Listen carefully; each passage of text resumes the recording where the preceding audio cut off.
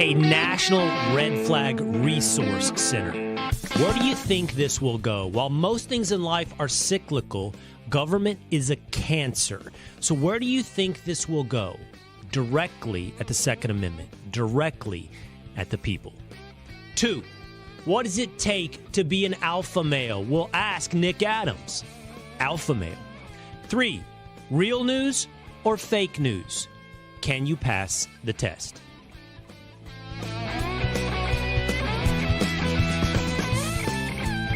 It is the Will Cain Show, streaming live at foxnews.com, on the Fox News YouTube channel, and the Fox News Facebook page, always on demand at Apple or Spotify or Fox News Podcast, wherever you get your audio entertainment. Just go hit subscribe to listen to the Will Cain Show whenever and however you like. Plus, if you like watching the Will Cain Show, if you want to see exclusive interviews with Tommy Lahren or Jesse Waters, just hit subscribe to the Will Cain Show on YouTube. We have an interesting show today where we get to talk to an actual alpha male, what it takes. Does Jesse Waters' rules for men satisfy an actual alpha male? We talked to Nick Adams today on the Will Cain Show. But let us get started with story number 1. The Biden administration has announced that they are launching the National Extreme Risk Protection Order. It is to serve as a resource center to help coordinate and offer guidance to states and authorities across the country that have passed red flag laws designed to keep guns out of the hands of criminals, to keep guns out of the hands of would-be school shooters. You know, I believe that most everything in life is cyclical. The economy has its ups and downs, or at least a healthy economy should, because an economy is nothing more than a collection of individual choice. And being an animal that naturally gravitates to herds, the human mind, the human herd, will make choices that go up and go down, success and failure, extreme exuberance and national depression. Things go in and out of style like bell bottoms, in the 70s, in the 90s, back in 2024. But the one thing that doesn't seem to go in cycles is the lust for power. And lust for power is most formalized in government. It only grows in one direction, like a cancer, until it eventually eats the host, the people. Where do you think a national red flag resource center will go? Now, the idea behind this, as is often the case when people grant power to an external body like a government, is well-intentioned, is often driven out of a desire to solve a problem.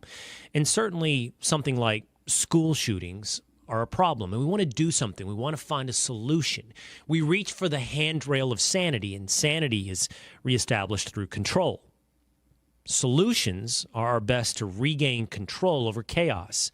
No one, and I mean no one, wants to see what has happened in Uvalde, Texas, or Marjorie Stoneman High School in Florida. Nobody wants to see what happened in Connecticut. Nobody wants to see a school shooting. And we naturally want to say, well, what's the root of the problem? For many on the right, we've been encouraged to look at the perpetrator, not the tool. We don't blame the spoon for an obese person being fat. We blame the person and their choices. We don't blame the gun, the tool, for the acts done by an evil person. And that has led us to talk about mental health. That's asked us about the crisis when it comes to young men. We've talked about an over-medicated society. And we do talk about keeping dangerous tools out of the hands of people who are more likely to do evil. That's caused 21 different states to pass red flag laws. Now, red flag laws, however well-intentioned, are extremely difficult in implementation, and they need to be handled with extreme caution, because what you're talking about doing is depriving an essential right of a citizen of the United States, which is the right to be armed, depriving that right based upon a standard or a testimony or an authority that doesn't really have the competency to decide when someone is competent. Red flag laws outsource judgment to, in some cases, a therapist, the authorities, a judge. And we don't really do that with other rights. We don't ask when someone's speech should be taken away by a psychiatrist. We don't ask when someone's right to be free from search and seizure or quartering soldiers has been relinquished because they don't satisfy the community standards of mental health. Now, again, I think these are all driven out of good intentions, and I don't either want guns in the hands of a criminal. I don't want guns in the hands of the mentally ill. But I also understand with humility the process through which you deprive someone of rights is both dangerous and imperfect. But yet 21 different states have moved towards some kind of reestablishment of control, some kind of sanity by passing red flag laws. But the Biden administration has capitalized, as it often does, on this empathy, has capitalized often on these good intentions in what is the essential motivating factor of government, power. In passing the National Extreme Risk Protection Order, the Biden administration grants under the DOJ a new department to be a coordinating effort, a resource center for states in bringing together red flag laws. It's wrapped up in, benign language, even flowery language that would be hard to get the casual news consumer or just the average American to go, I see the risk in the National Extreme Risk Protection Order. But this is the same Department of Justice under the Biden administration that has been weaponized against its political foes. It's probably even selling it short. It's been weaponized against the people of America. We've seen that when it comes to their attempts to limit free speech. This is an administration that said openly they want to ban assault weapons, whatever that may be. Good luck. Define assault weapon. I do think, if given truth serum, that the Biden administration would go the way of Australia. They would have a national gun confiscation program. I don't have any doubt in my mind. That would be an aspirational goal of not just the Biden administration, but of much of the left, of most Democrats. And this, again, National Extreme Risk Protection Order, this was passed after Congress agreed on an omnibus or microbus funding package. This wasn't announced before Congress had a chance to voice their opinion on this new department. This was announced immediately after Congress gave its check to the government. This caused Congressman Thomas Massie, who I do think is a defender of liberty from Kentucky, say, what evil hell is this? He's talking first in part about what constitutional authority do you have to create a new national red flag center? But he's also talking about what evil hell is this and where does it lead? If I'm right, the government, like most things in society, is not cyclical, but government is cancer. I ask you quite honestly, where do you think this goes? How does it stop short of the Second Amendment? How is it not an attack on the people? Back to the cycles for just a moment. I had this conversation with my Fox and Friends weekend co-host Rachel Campos-Duffy when it came to actress Sydney Sweeney. Sydney Sweeney's all the rage on the internet. And I don't know what that means about society because increasingly I think the internet, man, what a fractured Wild West place. I feel like it's even become in the last couple of months. Hard to know what's real, hard to know what's fake, hard to know what's important, hard to know what's unimportant. Maybe more on that a little bit later in the Will Cain Show when we play fake or real. But the internet did kind of get consumed with Sydney Sweeney, who I was familiar with from the HBO series White Lotus. But they weren't really consumed with Sydney Sweeney. They were consumed with Sydney Sweeney's boobs. And there was a big part of the internet going, this is the death of woke. Sydney Sweeney's boobs are the kill shot for woke. I didn't even totally get that. Rachel Campos-Duffy tried to explain to me how it was a direct shot to wokeism. These voluptuous appendages of Sydney Sweeney. I still don't get it. It's something about, the left likes depravity but doesn't like sexuality. I didn't buy the argument, and I just couldn't see it. I told Rachel, I said, look, Rachel, that's not what's going on here. What's going on here is things are cyclical. And we've been in a 20-year butt period. And now we're going back to boobs. Boobs were the 90s. Butts were most of the 21st century. We're just cyclically cycling back to boobs, just like we have done with bell bottoms. Just like every fad or trend or appreciation or taste in America. Again, I think you can see it in fashion. I think you can see it in the economy, or at least a healthy economy. Ours seems to be a never-ending injection of fresh cash to make sure we keep the little next bump of economy going. Never any downsides. Never have to have any day of reckoning for bad investment. That's how it should work. Things should work cyclically. I think it's how everything in nature works. I think it's how I think about it in this career. Like I told one of my producers, I feel like it's like gravity. What goes up must come down, and the rate of something going up kind of probably correlates to the rate of it going down. I see that in careers. I see that in relevance. I see that in virality. I think that's what I'm seeing with Sydney Sweeney. I think she's just the poster girl for the new cycle. Boobs are back. But I don't think that's the case when it comes to government. I think it defies cycles. I think it only ever goes in one direction. In that way, I think government is a cancer. I can't even see the cycles of American governance where it ever recedes. When's the last time we had a federal budget that ever hit even, much less in the red, or much less in the black, always in the red? When's the last time the military-industrial complex's budget didn't grow? It's always about a rate at which it grows. And maybe you can make an argument, but measured against the rate of inflation. No, everything grows. Everything in government grows. It never goes backwards. It only consumes more of its host, more of their rights, more of the people. And that's what I ask you when I ask you, where do you think this will go? This National Extreme Risk Protection Order, a federal red flag center, launched by an administration who says they want to ban assault weapons, launched by an administration that always blames the tool, launched by an administration that weaponizes the DOJ. I think we know where it will go. No matter how good it sounds, how flowery or benign the language, no matter how well the intentions at the grassroots level or how much we drive something through empathy, even when we want to drive it through sanity and regain control, you know it's going to go directly at the Second Amendment.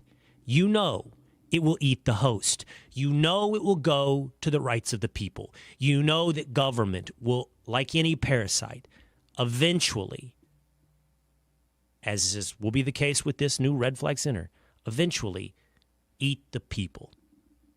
Coming up, what does it take to be a real alpha male? Well, we talk to the expert, Nick Adams, alpha male, next on The Will Cain Show.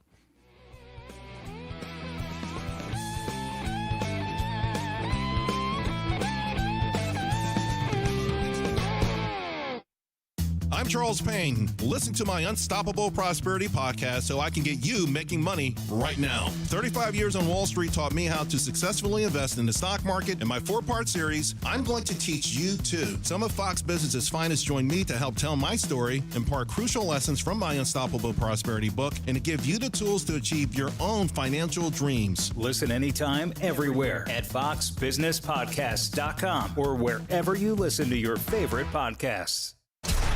Today is just such a special day. The XFL and the USFL merged together to create one powerful spring football league called the UFL. Here we go. These players are going to play hard-nosed, intense football, passionate football. Every play matters. Touchdown. They got one shot. They're going to ball out. How about this? Wow. Incredible. Spring football is here to stay. The UFL season kicks off March 30th on Fox and ABC. I'm Charles Payne. Listen to my Unstoppable Prosperity podcast so I can get you making money right now. 35 years on Wall Street taught me how to successfully invest in the stock market. In my 4-part series, I'm going to teach you too. Some of Fox Business's finest join me to help tell my story, impart crucial lessons from my Unstoppable Prosperity book, and to give you the tools to achieve your own financial dreams. Listen anytime, everywhere at foxbusinesspodcast.com or wherever you listen to your favorite podcasts.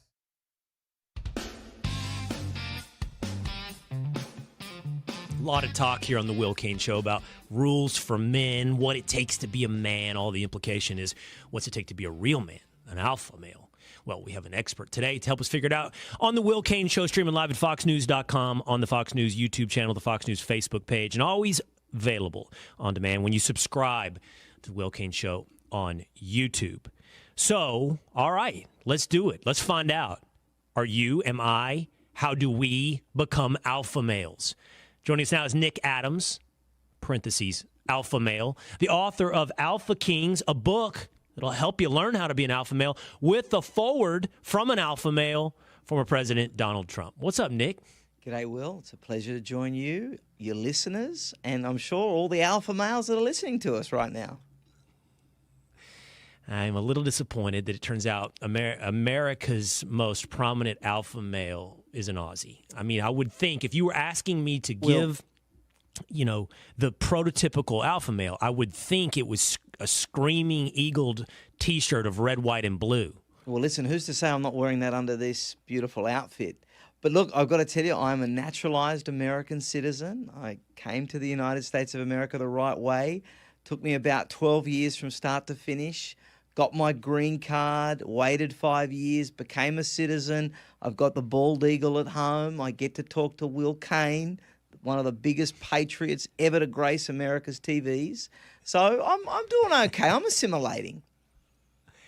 Well, and you can make the argument. I mean, what's more alpha than becoming American by choice? You made yourself into an American. Well, that's self-made American. That's exactly right, Will. I was born in Australia, but remade in America. How about that?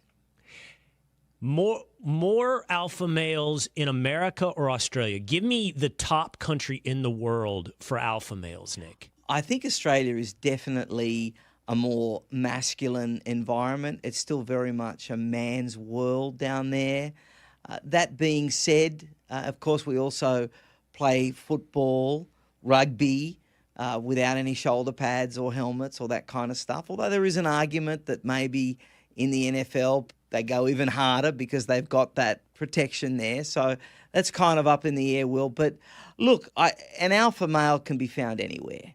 It's a question of whether or not you're in control of your life, of your family, of your finances, of your work, all of that kind of stuff. And I've always tried to encourage young men in particular to be the best version of themselves they can be. I mean, if every young man in this country was Will Cain, I tell you what, it wouldn't matter what happened in the 2024 election. It wouldn't matter what happened in the rest of the world. No one would even mess with America if we had Will Cain, little Will Cains running around the place. You know, honestly, Nick, though, I think that we do, and that we do. Just as a serious side note, I really do. Like, in the end, I mean, I care about the direction of the federal government. I care about national politics, but I don't care about them as much as my community. And like, there was a funny Twitter map up of like why America will never be invaded, and it was like South rednecks, Texas cowboys, Midwest union workers. And America is actually made up of people that are taking care of their family, who are going to work and doing the job and care about their community. I actually really do believe in America and Americans.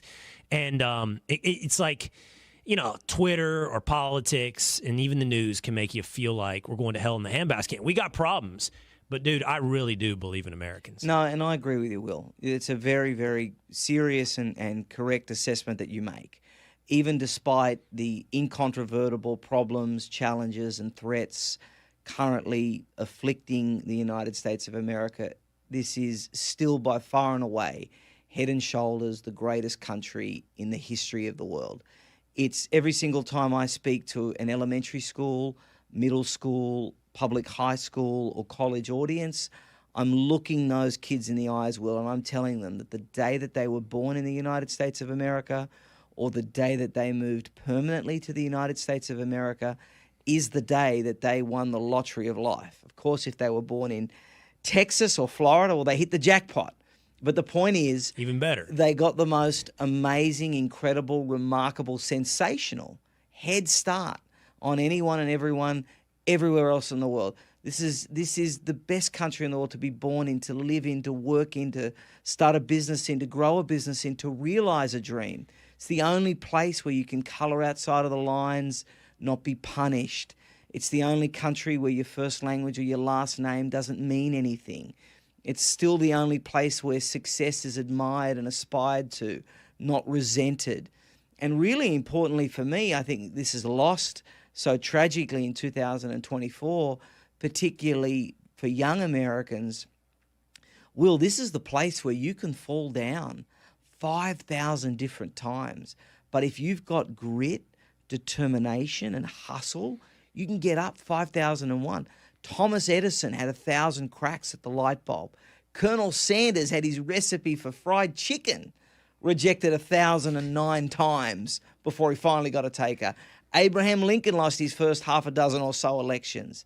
P.T. Barnum's first 2 circuses, abject failures, yet he went on to become the greatest showman. Walt Disney went bankrupt twice, almost 3 times. Henry Ford, who loved Sherman, Texas, by the way, he also went bankrupt twice, almost 3 times. So if you've got the persistence, if you're prepared to keep pushing, in this country, magic happens. Anything is possible. That's why I want to... I've spent most of the last 15 years in this country, Will, and still every morning I want to kiss the ground, because the things that this country has made possible for me and my family would never have happened had I stayed in Australia or been anywhere else. This is truly unique, truly exceptional, and that's why it's so frustrating to see so many American-born Americans not get it and want to change it.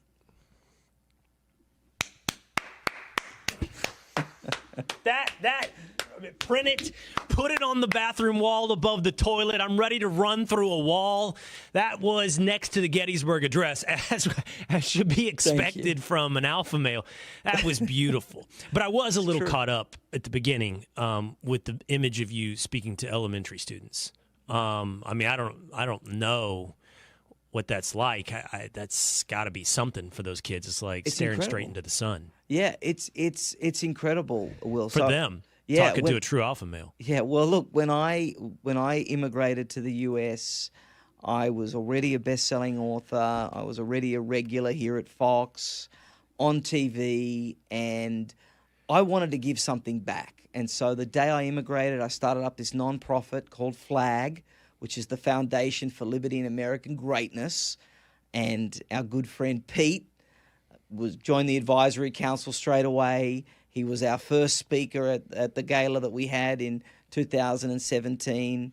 Love Pete. And Pete actually came. We went to a school together in College Station, Texas. We went to 2 public schools, and he and I spoke to these young kids. And when we go there, when any representative of FLAG, when I go and speak at a school, Will, I'm there trying to get these kids fired up. I don't want American kids to just be lukewarm about America. I want them to be on fire for the country. I want them to realize what they have, and I want them to also realize the fragility of what they have, right? That it's not a guarantee, that there are no guarantees, that what Reagan told us about freedom not just being passed through the bloodstream, that we have to make a conscious effort to pass it on to each generation. So when I go to a school and I explain, you know, the only country in the world that has primary voting is the United States of America. In the rest of the world, it's a small group of men in a back room that determine whether or not it's your turn, whether or not you're going to go along to get along. When I explain that the only country in the world where tipping is an integrated part of the economy is the United States. And at first I get a few blank looks like, you know, what's this guy with the funny accent talking about? Why is he talking about tipping? And I explain, Will, that I can't conceive of a more American idea than tipping for 3 reasons. Number one, there is an incentive to do the best possible job you can. Not much more American than that. Number 2, there's an inbuilt moral responsibility. A lot of people rely on tips to make ends meet. So it's kind of the whole Alexis de Tocqueville, America is great because America is good. If America ceases to be good, she will cease to be great. And then the third one, which is my favorite, quintessentially American, and that is there are no limits. So if you're waiting, for example, on a billionaire and that billionaire is in a particularly good mood, theoretically you could walk out with your whole college education paid for. Doesn't happen every day, but it could happen. And that's the beauty and magic and aura of America. So when I share these kind of things, I love setting homework for these public school students. Will, I tell them, I want you to go and I want you to pick any country on the map and then print out all of the list of their inventions. And then I want you to go and print out all the list of inventions from the United States of America. Of course, they can't do that because there's not enough paper in the printer. But the point is, I try and make them realize just the impact that this country has had, how it's led the industrial age, the agricultural age, and now, of course, the information age that we are living in. They don't realize, when my favorite question, Will, is when I say, who can tell me who invented the internet?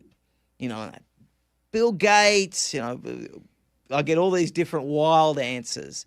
None of them even know that it was the US military. It was the US military that invented the internet. And so I think it's really important to be showcasing these things to the future of America, because these are the people, Will, that are going to be bequeathed with the most awesome responsibility conceivable, keeping the grand American experiment alive. And I want them to be on fire for America, because inevitably America is going to be challenged. Someone who stands up for America is going to be attacked. And I want them to have the confidence and the knowledge to tell anyone that gets in their face and tells them not to be proud to be American, to get bent. Well, I have a new rule. I only do one standing ovation per show, and you have gotten the first ever standing ovation on the Will Cain Show, so you can't get a second for yet another beautiful and eloquent answer. Hey, I want to go back to Australia for a second. So, Nick, I am born and raised in Texas. I live again in Texas, but I spent 15 years in New York. And one of the nice things about living in New York is the diversity of exposure to different kinds of people that is harder to come by in other places in the country. That's just the way it is. Like, you have to seek out diversity living in other places where it's right there, inescapable in New York. And what I mean by that is, you just encounter people socioeconomically and ethnically and where they're from on a much more regular basis, because everybody's so jam-packed there together. So I had friends when I lived in New York from South Africa. I had friends from Italy. I had friends from the UK. I'll never forget this conversation I had with a friend of mine from Italy who then lived in England. And she was telling me, like, when I grew up in Italy, there was a cultural sense that, you are destined to do certain things based upon what your family did. And no one says to you, you have to, but it's just like, it's just there. Like, that's what you'll be, that's what you'll do. And it's not, again, that people don't branch out on their own, but you can recognize the current you're swimming in, even if you're swimming against a current. She moves to the UK and she tells me, there is so class-based. Like, everything culturally is like, well, you come from a certain class, and therefore don't really think you can outpunch your weight. It's not really how it's done here. So what's awesome here, and she started a business when she came to America, is it wasn't only tolerated. It wasn't only possible. It was celebrated, encouraged. Yes, you should do that. Yes, you should try that. What I'm curious about is, I've never been to Australia. And Australia is a colony, not unlike America. It didn't have its revolution in the same way. But, you come from a culture that I'm not as familiar. I mean, I know a lot of Australians, but I've never been to Australia. What is the attitude in Australia? Is it more like the UK? Is it more like the US? Like, how does it approach, like, your place in the world? It's definitely a lot more like the United Kingdom. The international perception, Will, of Australia is that people box kangaroos by day and wrestle crocodiles by night. And maybe if that were the case, I might still be there. But anybody that's had access to a television set over the last 4 or 5 years and saw what transpired down with COVID and everything else will know that the international perception is actually vastly different to the domestic reality. And the truth is that Australia has always been an infinitely more European place in instinct, in proclivity, in values, in culture, and in setup. So Australia is a great place to live a quiet life characterized by small, pleasant steps. But if it's a place where, if you're a person that wants to do something that hasn't been done before, if you kind of see the layout of the table and you say, I don't like this, you want to flip the table and start over again, Australia's really not the place for you. And you can kind of tell that because all of the really successful people that you and your listeners will know, none of them live in Australia. All the famous Australians that they're familiar with live in the US. And that's because this is the best country in the world to be successful in. I remember watching about close to 15 years ago, Oprah came down to Sydney, to Australia with Gail, and they did a special show right in front of the Opera House. And she was interviewing all of her friends, obviously big names, one of which was Russell Crowe. And I remember Russell Crowe, and I'm paraphrasing here, but she said to Russell Crowe, she said, Russell, she said, Gail and I have been here for 48 hours and we are in love with the place. This is the most amazing place we've ever seen. She said, so I just have one question. Why is every famous Australian friend of mine living in the US? Why are they not living here? And good old Rusty, big alpha male, by the way, Rusty turns to her and he says, Oprah, it's a bit like this. He said, when I want to get a reality check, he said, I go to Australia. He said, I go for a morning jog and people will yell out at me and tell me how much my latest movie sucked or how ugly my wife is. He said, then I go to the US. He said, I land at LAX, the red carpet's there. There's 5 people that come up to me and say, Mr. Crowe, can I take your bag, sir? And Mr. Crowe, this way, please. And so it's a place, unfortunately, Will, that doesn't celebrate success. And in fact, as soon as you start becoming successful, that's when your problems usually begin. That's when the media scrutiny happens. You look at Paul Hogan, Crocodile Dundee, right? That's not a knife. This is a knife, right? The iconic line that everyone knows. Yeah. This guy did more for Australia and for Australian tourism than I think anyone is ever going to do for Australia. And yet what happened? The equivalent of the IRS, the tax department in Australia, relentlessly pursued him for 25 years. And they even put travel restrictions on him and he couldn't travel to Australia because he was worried about being apprehended. And it's just unbelievable how such an Australian icon would get treated.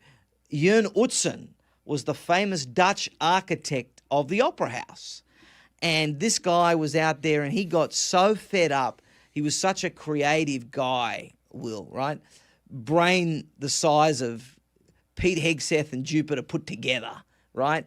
Yeah. And he got so easily frustrated because between the labor unions and the government and all of this kind of stuff, he got so frustrated, he left mid-development of the Opera House. It wasn't even finished. They still had another 5 or 6 years to go.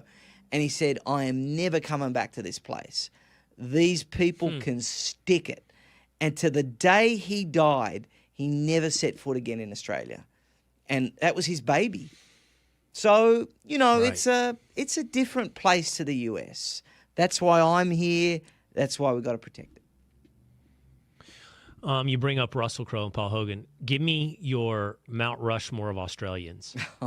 Nick Adams. Well... Of course. Will, please. Alpha male. Nick Adams. No. Look, Mount Rushmore of Australians. Well, I think Rusty's got to be there. I mean, I love Mel Gibson for his acting. He's pretty good. I love Lethal Weapon and all that kind of stuff.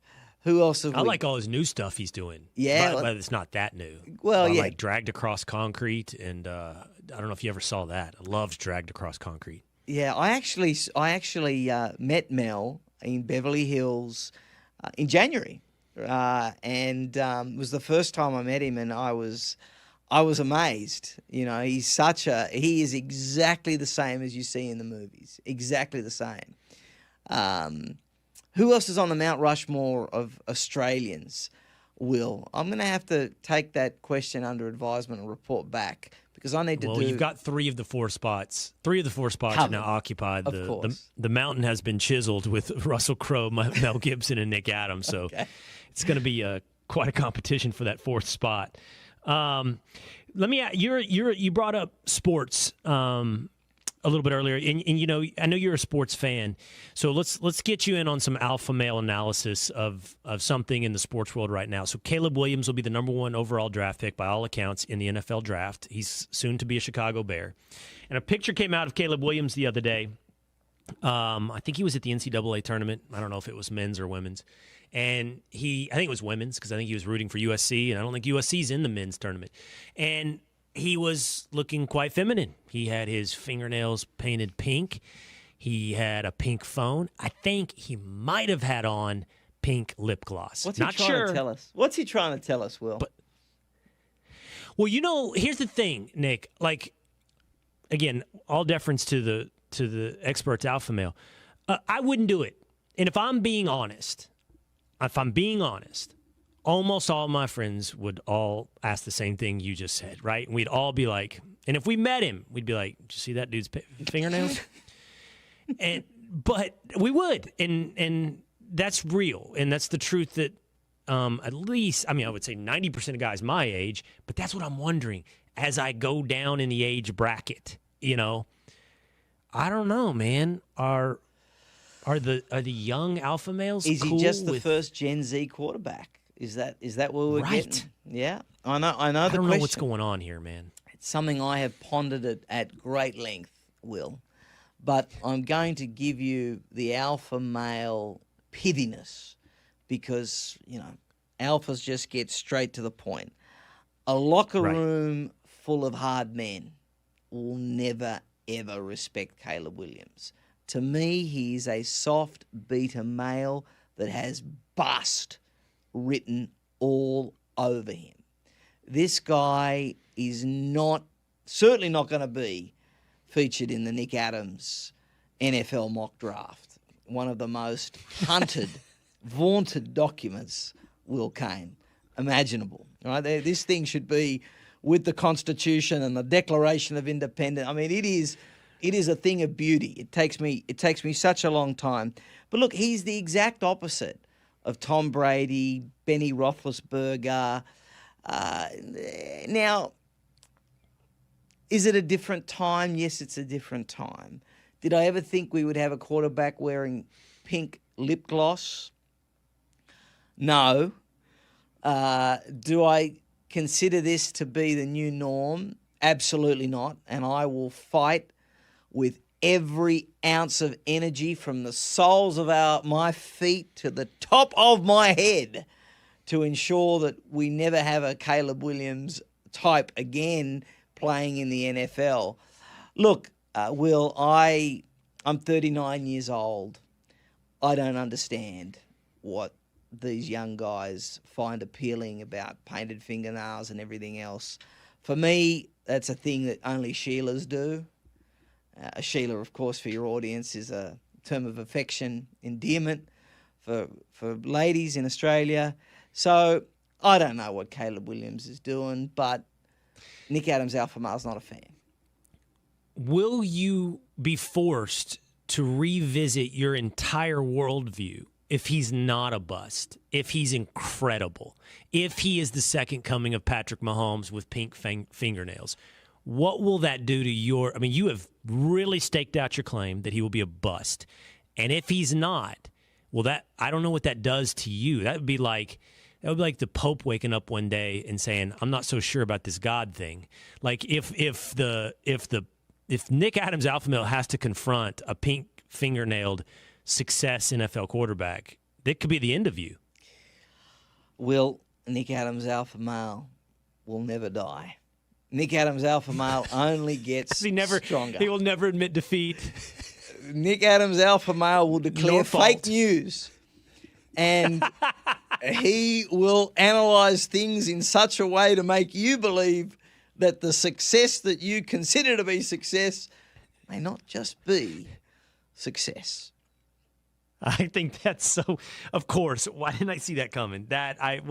Truthful hyperbole is the way of the future. And by the way, that's why I'm batting. Like, I mean, I could be a baseball Hall of Famer when it comes to alpha male. Like, I may be batting 300, but I'm not. I'm not batting 800, 900 like you, because I didn't see that coming. I didn't see that chess move that you were going to play there. Well, I also might be confused on alpha male because you threw down Tom Brady. Big fan of Tom Brady. But I would think that Tom Brady has violated what I would think would be several of your alpha male rules. I mean, first of all, his diet itself, I would think, would be a violation of your rules. I mean, doesn't eat a tomato or nightshades or whatever those are. I think they're mushrooms.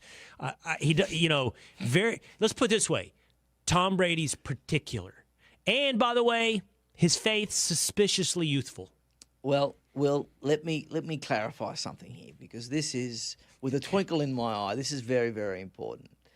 Let me assure you that the only consideration when it comes to the alpha male diet is this: provided that the diet consists of a minimum 80% protein and precisely 0% soy, then it is an alpha male diet. And I have seen no evidence to suggest that Tom Brady is not consuming a minimum of 80% protein, and I haven't seen any evidence that there is even a remnant of soy in his cup. Now, I am interested to know why you would be batting 300, and I hazard a guess that it may be a little bit of almond milk that's crept into your coffee.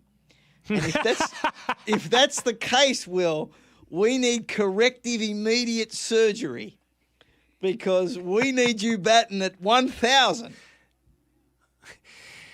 Or at least proclaiming to bat 1,000. Is that better? Am I already making ground here? Will, you're a quick learner, my boy. I'm loving it. It's going to be Will Cain, alpha male, parentheses, very soon. So I want to wake up tomorrow and make sure. So just give me the morning for an alpha male. Do I wake up, I eat a steak, 12 eggs. I'd probably do some Wim Hof. Do I ice bath? What do I do to start the day tomorrow? So you want to eat as much steak and as many eggs as possible. I like to begin the day with a 72-ounce tomahawk. Medium rare is best. Maybe a bit bloodier if I'm up to it. Then definitely you are plunging without a shadow of a doubt. You got to do it in the birthday suit, Will. None of this short stuff. You got to be birthday suit. Alphas go in the birthday suit. They plunge. Okay. Then you get out of the plunge. It's gonna be cold. Yeah, get a nice bathrobe on. Then that's when you start closing the 7-figure deals. I'm just walking you through the Nick Adams day in the life, right? That's when you start closing those deals. Then you've got the Sheilas ringing. That's when you're declining the calls, because business comes first, Will. Of course. Business comes first. Very important. Now, there's a time for lovely young ladies, but 7-figure deals, you can't keep those investors waiting. So I saw a pie chart the other day by a guy I follow on Instagram who I doubt satisfies any alpha male rules. He divided his 24-hour day as follows: 7 hours sleep, 6 hours work, 3 hours self-time. What am I up to? I'm up to 9:15. That leaves 9 more hours in a day. There was I don't know if he gave 8 to family time, but he gave a lot to family time. What's your pie chart? Like, how much is this Nick Adams alpha? How much sleep? Well, about 4 hours. 4 hours. I saw Dana White say that, so you had to go there.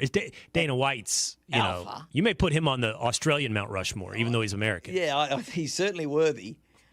Look, I mean, the guy that you're talking about on Instagram, that pie chart, he clearly crosses his legs. He clearly masks up. He clearly apologises. He clearly has an affinity for the Fortnite controller. And I doubt he's recently picked up a Bible. Because if he was doing all of those things, Will, the pie chart would look very, very different. So I would put 4 hours sleep. I would put a good 15 hours hard yakka, to use an Australian expression. That's work. I don't know that. Hard work. Okay. Yeah, hard work. And then every alpha male's got to play too, Will. Now, whether that's lighting up a cigar in the hot tub, pounding a few ice-cold domestics with some masculine men, you know, they're the things that life's about too. So you've got to take time to smell the roses. An alpha male plays as hard as he does work. So, you know, but and you've got to have a relationship with your butcher, Will. And now listen, there's some good butchers in Sherman. Some really good butchers in Sherman. I've got a guy called Mario. He's been looking after my meat for a long time. And it's a trusted confidant, because there's some things you just don't share with your wife or your girlfriend or your significant other that you share with your best friend, your brother, your dad, or your butcher. Things about your meat that you share, not with your wife, but only Not about with your your meat. butcher. Well, there are things that you share. No, I'm just saying, like, pretty soon here, you have defined the alpha male as less Tom Brady, who gets well over 4 hours of sleep, prioritizes sleep, thinks it's one of the keys to a long life. And you start sounding like you're, you know, with this butcher thing and the meat thing, you start sounding a little more like, you know, P. Diddy, alpha male. Well, look, Will, alpha males go through different phases. Now, Tommy Brady, thankfully, left that wife of his, and now he's living his best life. So, of course, he's sleeping in a bit more. The poor bloke couldn't sleep very well for a long time. Now he's free of the shackles and he's having a great time. And that's a good thing. So alphas go through different phases, different transitions. But at the end of the day, Will, it is just so important that there is that masculine energy in your life. Because iron sharpens iron. I can tell you, over the course of the last however long we've been speaking, my alpha maledom has just... because you're iron and you're sharpening this iron. And it's great. Oh, and I the left thought for hates this. sure. They are seething at this right now. I thought for sure you were going to say in the last half hour that you can tell that your alpha male has rubbed off on me and that you have graced me with a little more testosterone today. But I'm still learning, because what you just showed us, is there's moments, but only, I think, only windows, small moments of humility in an alpha male. Will, I'm the most humble person you'll ever meet. Right, of course. Right. Right. This has been awesome, man. This has been fun. Alpha King is the book. It does have a foreword by Donald Trump. Nick is hilarious on Twitter. You should check him out. Nick Adams, Alpha Male. I'd love to have you back, man, here on the Will Cain Show. Thanks, Will, Nick. You're a legend. Been a pleasure. Take care. All right, coming up, fake or real. Can we do this? I mean, this is my job, to read news, to understand what's going on in the world. But in the world of, I don't even know where you go for trust, can I tell just from a headline, fake news, real news? Next on the Will Cain Show.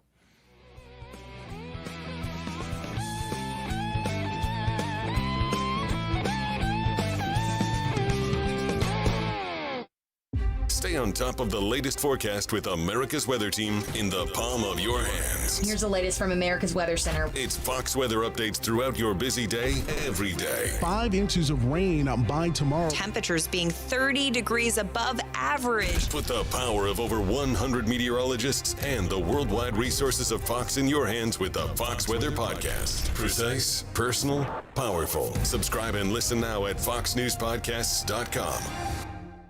Did you hear the news? Now you can. With instant updates from Fox News for Amazon Alexa. Breaking stories and top headlines, the economy, and so much more. Brought to you by Fox News, America's #1 cable news network. Plus, setup couldn't be easier because everything's ready to go in the app. Just say, Alexa, play news from Fox. In Fox News. It's the latest when you need it, on demand, from Fox News and Amazon Alexa.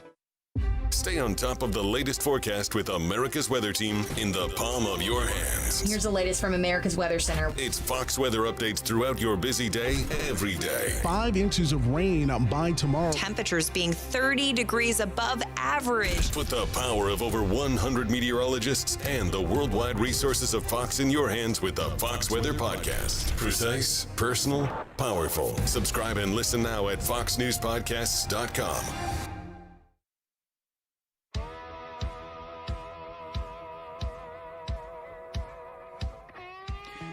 Who do you trust? What's fake? What's real? It's hard to tell anymore. It's the Will Cain Show, streaming live at foxnews.com, on the Fox News YouTube channel, on the Fox News Facebook page, on demand by subscribing to the Will Cain Show on YouTube, available right now on the page you are watching, or if you're listening, right there as well on Spotify or Apple. Just hit subscribe. You can get the Will Cain Show whenever, however you like. I like to think that we're building an outlet that you can trust.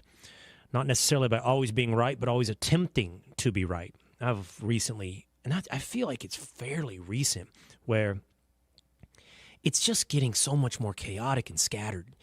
Yes, on X, on the various sites, what's real, what's fake? And I know that so many of you feel the same way because I hear you when you come and talk to me. And the truth is, even for someone in the news business, it's hard. You got to weed through what's real, what's fake, what's important, what's unimportant. So we might just illustrate it today with a little quiz. Fake news or real news? Can you pass the test? So we've got 2-a-days, young establishment James and tinfoil Pat rejoining the show right now. We're going to put me to the test. Can I figure out whether or not it's a real story or fake news? All right, fellas, what do we have? Well, if you think this music sounds familiar, it is because it's the same music from March Madness Challenge, but I like it anyways. So we're going for the fake news challenge. Here we go. Are you ready? Yes. All right. First one is world's first fully autonomous AI controlled city opens in China. Fully AI controlled city. First. Can I ask a question about this for a second? Are these real fake news headlines, or did you guys make them up? Patrick? I may have made them up. Okay, so it gives me a little insight. The world's first fully AI city launches in China. The answer is, that is fake news. That is fake news. You got that correct. You have a good eye for fake news, apparently. Thank you. All right. Thank you. Next one. New study shows that playing video games can improve cognitive abilities. Improve cognitive abilities. New study. Yeah. What happened to our game show music? Oh, it's coming new back. Study. See, the new is what's throwing me off. I do feel like in the past I have read that video games can improve various decision-making functions, speed at which you have to make decisions. I even know for my sons in playing soccer, like it's encouraged for them to play FIFA because you can like see the game from a eye in the sky type strategic level and understand a little bit about what you could take onto the field. So I'm actually on this going to say real news. Incorrect. Sorry. That is fake news. I think he outdid the answer, Kay. I know. He really did. I believed you when you were just explaining it. I thought that made a lot of sense. That's how good I am. Yeah, that's a fantastic idea. I can rationalize myself. It's not real. I know. I feel like it actually could be real. No, we don't know what's real here. Yeah. I think it is real. And I just learned as an alpha male, it's real. That's all I have to say. Yeah. It's real. I mean, I learned a lot from that, so we can unpack that off air, but yeah. All right, next one. Biden DOJ sues Apple saying the green bubble text stigmatize Android Android users. Let me say that again. Biden DOJ sues Apple, says the green bubble text stigmatize Android users, so they'll feel bad. Wah. That's got to be fake. That has got to be fake. If it's real, I mean, we've reached peak insanity. Again. That's a real story. Insanity. Again, it's real. That's a real story. It's antitrust. That's true. It is a real story. Apple's green bubble Android text fuels social stigma. The DOJ claims in landmark lawsuit. So, antitrust. Get out of here. That's why it's an antitrust violation, because of the stigma it gives to Android users? Exactly. Yeah. I mean, as opposed to the previous one, you gave me a false story that I think I've rationalized as real. I'm still not convinced that real story is not fake. I wish it weren't. That's true. All right, next one. Psychic octopus correctly predicts the outcome of every World Cup game.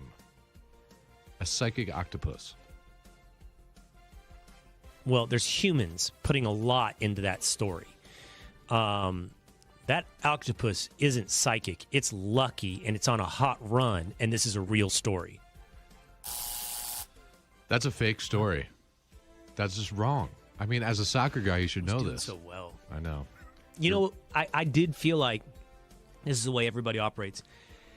Inside here, inside my head, there was a kernel of a story that somewhere I did see some weird animal has a long history of picking the right outcome in some sport. And at that point, octopus and World Cup became red herrings. I didn't care what the animal was or what the sport was. I just knew some animal is on a hot run. He's not psychic, but some animal's on a hot run. I guess it turns out it's not an octopus in the World Cup. Nope, it is not. It was a dog, I think, who was like shooting baskets and predicting stories. There was a dolphin, I think, that was also doing similar things. So there's a kernel of truth. Some zoo animal was like getting the right Super Bowl winner forever or something. Exactly. All right, next one. Canadian woman finds a live grenade while going through her deceased father's belongings. A live grenade. Sure. It's not implausible at all, right? I mean, real news.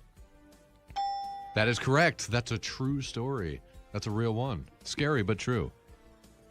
Did you guys see the story? If you guys had given me this story, and it was a few months ago now, but did you guys see the story about the guy that had to have real, live World War II ordnance removed from his anus?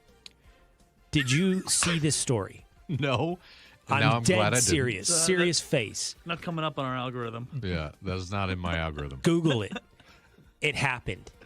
A dude found ordnance. I don't know what size caliber. It was big, like a thermos, and took it to places it had never been, and had to have a doctor help him get it out. That's fascinating. True story.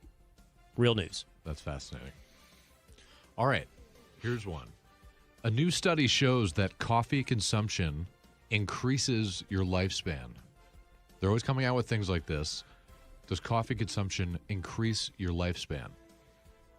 Well, okay. First of all, they have new studies all the time about everything and whether or not it's good or bad for you. So I know this is real. And if you tell me it's fake, I am 100% sure there's a study and a story out there at some point in time that said coffee increases your lifespan. This has to be real. That's fake. It's a real. fake story. No. Black coffee is a very alpha move. It's like eggs. Like flip-flops every You years. But right now we're in a Absolutely. negative coffee, eggs, and steak. Well, I always see... You didn't say most recent study says coffee is bad for you. That's the fake part about it. Yeah. I know there is a study that says coffee increases your lifespan. 100% real has to be real. That's true, but I always see the ones with red wine. It's like, red wine gives you cancer. No, but red wine actually makes you live longer. So which one do you believe? I have no idea. Remember, butter has been on both sides of this equation? Yeah. Now butter's good. Yeah. Butter was bad, now butter's good. Decaf, bad. It's hard to keep up. We'll go with one more here. How about that? McDonald's will sell Krispy Kreme donuts at all U.S. locations by 2026. Krispy Kreme and McDonald's saw this story. collab. Oh, come on. Too bad. Yeah. Professional news reader saw this story. Real news. Boo. Boo. All right. You gotta dig deeper, boys. We do have one more. This is another. What's the score? I don't even know. Patrick? I think it was, I've gotten more. 2 out of 6? No, Maybe I've gotten like 4 out of 6. Huh? He's got the scores 4 in out of dispute. 6. He's gotten 4. 4? That's fake news. I am winning the majority. That's a fake story. This is the real story. Yeah. What would Nick Adams Alpha Male say? I don't think he'd agree. I think he likes Winning. coffee. He likes steak. He does. All right, last one. Study proves that water is actually bad for your health. Bad for your health, H2O. Again, this is like the coffee thing. I mean, I want to say fake news because obviously water is not bad for your health. Obviously. But do I think at some point some Nimrod at some university funded by some stupid study found water is bad to you? Yes, I do. And by the way, Nimrod just popped into my head. Completely underused word. Don't even know what it means. Just know it's very evocative, and we don't say Nimrod enough. But it could be inappropriate. I wouldn't even know. We'll find out after the show. But I'm going to say fake news, even though I think somebody's probably written a study before to come up with that headline. In this game, that's fake news. That water is actually bad for your health. So that's a good one. Also, Nimrod is the name of a great Green Day album, just to put that out there. So it is in pop culture. Green Day. I could see you 2 days being a big Green Day guy. I was. And here's the truth. I like Green Day. Yeah. In everything except for their opinions, which are horrific. But their music, I sort of like Green Day. But I can do that. I can separate the music from the messenger. All right, there you go. So I think I'm winning. I learned my lesson. I won. I win. I know more real news from fake news. I'm an alpha male. That's going to do it for me today here on The Will Cain Show. I hope you enjoyed this episode. Tomorrow is the sports exclusive episode of The Will Cain Show. And after that, I'll see you again next Monday, live Monday through Thursday at 12 o'clock Eastern Time at the foxnews.com, Fox News YouTube channel, Fox News Facebook page, and always subscribe at YouTube, Spotify, or Apple. I'll see you again next time.